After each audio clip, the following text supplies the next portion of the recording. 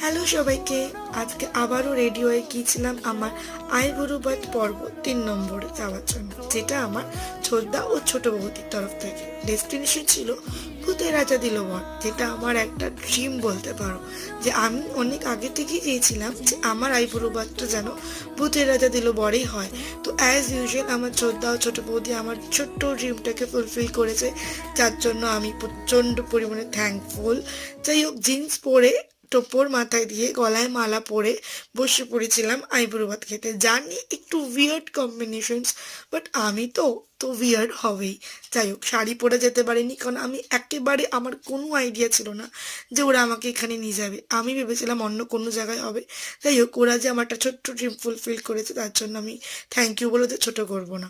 তারপরে আসি খাবারের পর্বে। এত এলাহি আয়োজন দিয়ে আমার সুন্দর 3য় নম্বর আইবুড়ো ভাতটা আজকে আমি শেষ করলাম। Thank you.